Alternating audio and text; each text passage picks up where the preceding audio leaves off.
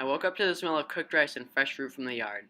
My mother was very sweet and would make sure me and my brothers were healthy. "Good morning, Nora," she said in a soft voice as she walked in my room. "Good morning." I rubbed my eyes and got up. I walked out to see my two older brothers, Abel and Fabian, with my younger brother, Mac, eating breakfast. My mom was getting dressed to go and work as a vet. My older brothers are twins and they are 16. My younger brother is 7 and is in elementary school. And I am 14, just starting high school. Today was Saturday, so I got ready for school. I brushed my black long hair and put on a pair of light blue leggings, white shirt, white cover up, and brown high tops. But we're not very rich. We live in a 3-room house. My mother doesn't have a car, but she manages, and she always has a smile on her face. I took the bus to school almost every day because my mom has to work. We see people on the streets and broken buildings. As we get closer to the school, I see bright colors and big buildings, and then we arrived at school. I walked into my school at around 8 a.m., and I would be there for the next 16 hours. "Ugh," I murmured. I was in algebra class when the principal came on the loudspeaker. "Attention students, I'm going to ask you to pack your things and we will be leaving school early." The teacher told us to. "Okay, kids, pack your things, and if you have any questions, please ask your parents." I was so confused and I didn't end up getting on the bus because I saw my mom in a taxi with all my brothers. But as I looked around, I saw kids from the school crying and sitting alone. And then I started to cry as I got in the taxi. As I got in the car, my older brother started to comfort me and my younger brother. "Mom, what's going on?" Then I looked over to my brother and he was crying. "Were we going to war? Was the school going to get attacked?" "No, honey. North Korea has threatened to nuke us." I knew what she was talking about because this happened last month, but I was worried this time. Last time, they didn't take us out of school. My mom got really worried about all these nuclear threats to our home country. Usually my mother would have called my father when we get these threats, but our father is gone, so we're on our own now. My mom didn't really know what to do because our father would take care of us.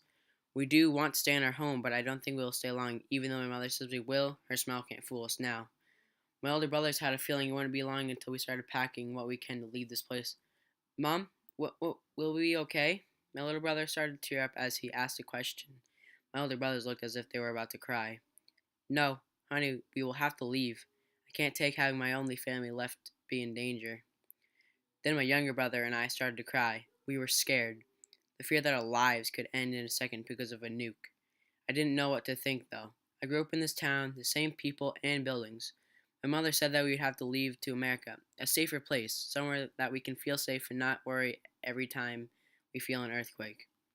My mother started to choke up, and she started to speak. "Okay, kids, we are going to want to start packing for our journey to America." I was scared. It seems like she had been ready to leave to America before the threat and was just waiting for the right time to go. I wasn't sure how this whole process worked, so I did as my mother asked. I went into my room and packed things that would remind me of home. I packed a pair of black comfortable shoes, 2 tops, and a pair of ripped jeans. Then I went to look under my bed for a family photo. What I found was a journal instead. I didn't think much of it and threw it in my small bag. I grabbed a photo of Dad and my favorite necklace. I was so sad that we had to leave my home. So many memories were made here. We'll eat, we'll sleep here tonight in the morning, and it will be our last big family breakfast. I listened to my mother and gave a hug to my brothers before going to bed. I crawled into my bed and stared at the ceiling, praying that we'll be okay, and thinking of all the memories that I made in this home and with my family.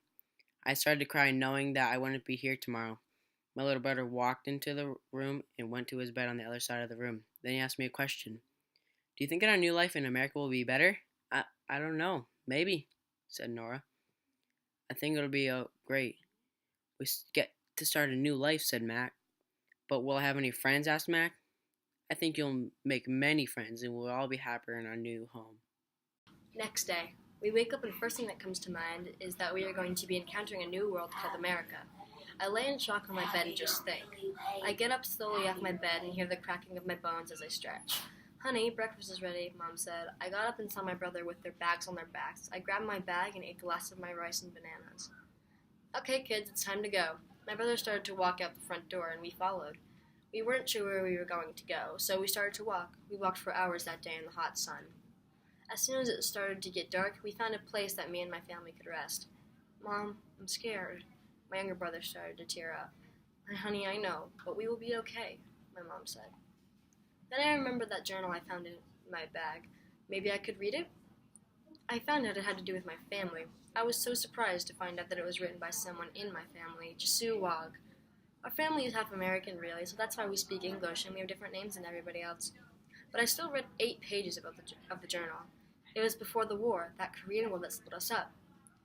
I was so surprised about this reading. The person who wrote this was my great-great-great-grandfather.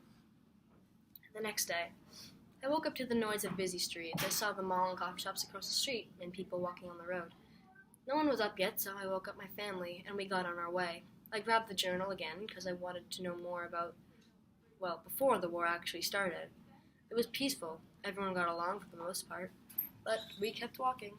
A few days later, we are far away from home. We found a camp, though. There are so many people here.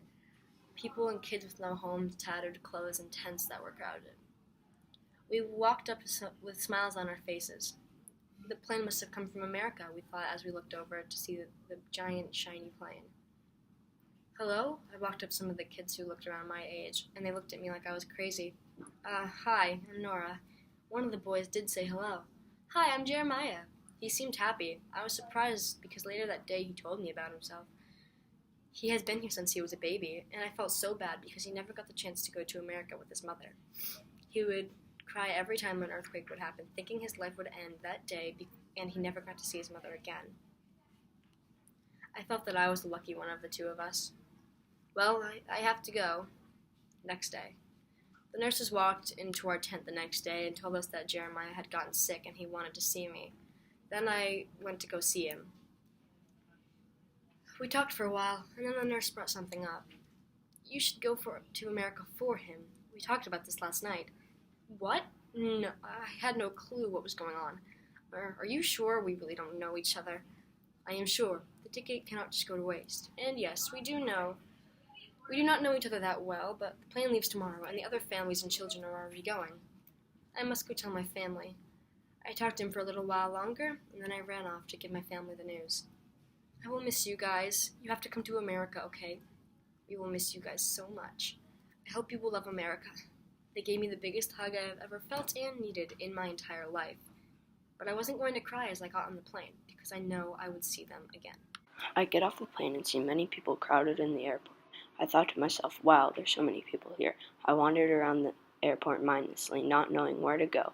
I was told that strangers should be waiting to pick me up. I walked and found a woman holding a sign with Jeremiah on it. Excuse me, I am Nora. I will be taking Jeremiah's position on coming to America. Why? Jeremiah got sick and couldn't make it. He said I could go for him.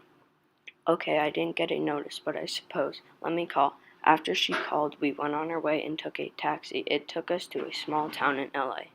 The taxi driver told me that we arrived on our street. I thought it was weird that the street was called Hamilton Street. The taxi came to a slow stop next to the sidewalk. He told me, "Okay, kid, here's your stop. Now get out." He was rude and drove away before I fully got out of the car. When I got out of the car and walked towards the blue house with a white trim, it was very nice. It was a very nice Cape Cod style house. When I opened the screen door, I was welcomed by Jeremiah's mom and a dog. "Who are you?" the woman asked. I knew she was confused, so I gave her a sweet smile and said, "Jeremiah is sick, and I am taking his place. I know I shouldn't be here." She started to cry and let me in. We talked for an hour or so about everything, and she told me that I would start school tomorrow. It's weird thinking that I would go to a new school and not knowing anyone.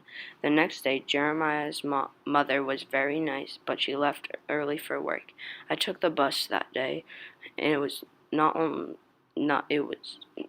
like the one in my home before, like a bunch of teenagers calling each other's names and yelling.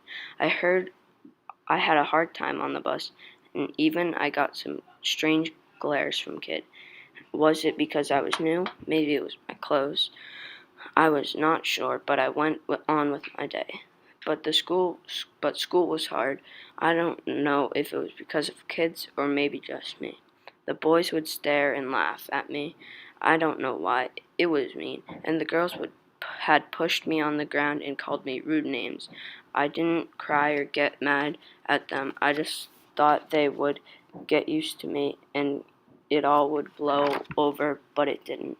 They wouldn't make of they wouldn't make of how I talked or just who I was and how I looked. When I told Aria, Jeremiah's mother, she told me to talk to the counselor, it would help. But the adults were nicer than the kids and they helped us out. So now I went wait so now I wait for my family to come to the new home.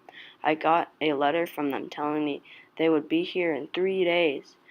I am so happy they will be here, and when they get here I can help them too. I am so happy. As you can see from this story, there are many challenges that immigrants face, being split up from their family or how to fit in and seem normal. Some solutions might be if a family does not have enough money for clothes, there can be a charity that gives money for poor immigrant families. Also, there could be a charity that helps fund families to reunite them. These are problems we can fix. If everyone just helps and gives a little bit of money, we can help immigrants feel more welcome in the U.S.